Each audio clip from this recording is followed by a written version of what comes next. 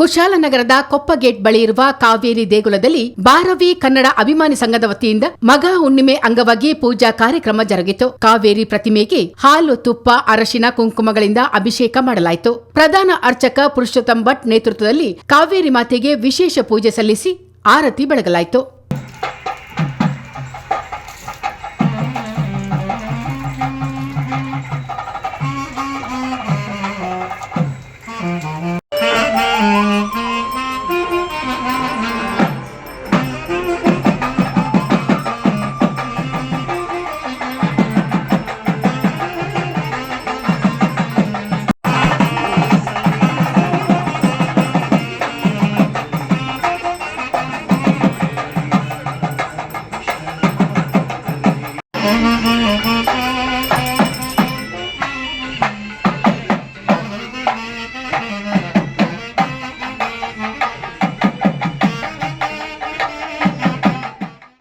ಈ ವೇಳೆ ಮಾತನಾಡಿದ ಬಾರವಿ ಕನ್ನಡ ಸಂಘದ ಪ್ರಮುಖರಾದ ರವೀಂದ್ರ ಪ್ರಸಾದ್, ನದಿಯನ್ನು ಕಲುಷಿತಗೊಳಿಸುವ ಮನಸ್ಥಿತಿ ಬದಲಾಗುವುದರೊಂದಿಗೆ ಉತ್ತಮ ಪರಿಸರ ನಿರ್ಮಾಣ ಮಾಡೋದರಲ್ಲಿ ಸಾರ್ವಜನಿಕರ ಪಾತ್ರ ಮಹತ್ವದಾಗಿದೆ ಎಂದರು. ಕಾವೇರಿ ಮಾತೆ ನಾಡಿಗೆ ಸುಖ ಶಾಂತಿಯನ್ನು ತರಲಿ, ಉತ್ತಮ ಮಳೆಯಾಗುವ ಮೂಲಕ ರೈತರ ಬಾಳಲ್ಲಿ ಸಂತಸ ತರಲಿ ಎಂದು ರವೀಂದ್ರ ಪ್ರಸಾದ್ ಹೇಳಿದರು.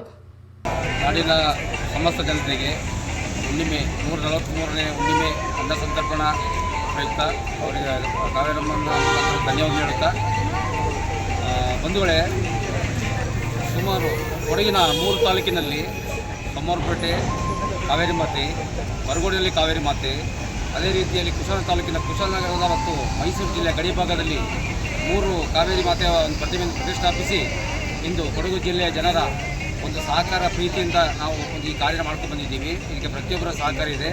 ಅದೇ ರೀತಿಯಲ್ಲಿ ಈಗ ಸ್ವಲ್ಪ ಮಳೆಯ ಅಭಾವ ಇದೆ. ಕಾವೇರಿ ತಾಯಿ ಕನಿಕರ ತೋರಿಸಿ ಎಲ್ಲರಿಗೂ ಒಂದು ಒಳ್ಳೆ ರೀತಿಯ ಮಳೆ ಬರಲಿ, ಎಲ್ಲರಿಗೂ ಸಮಾಧಾನ ಆಗಲಿ ಅಂತ ಹೇಳ್ತಾ ಬಂದ ಎಲ್ಲ ಭಕ್ತಾದಿಗಳಿಗೂ ಧನ್ಯವಾದ ಅರ್ಪಿಸ್ತೀವಿ. ನೆರೆದಿದ್ದ ಭಕ್ತಾದಿಗಳಿಗೆ ಅನ್ನ ಸಂತರ್ಪಣೆ ನಡೆಯಿತು. ಈ ವೇಳೆ ಬಾರವಿ ಕನ್ನಡ ಅಭಿಮಾನ ಸಂಘದ ಪ್ರಮುಖರಾದ ಬಬೀಂದ್ರ ಪ್ರಸಾದ್, ವಿಜೇಂದ್ರ ಪ್ರಸಾದ್, ಸೋಮಶೇಖರ್, ಚಂದ್ರು, ರುದ್ರ ಮತ್ತಿತರರು ಹಾಜರಿದ್ದರು.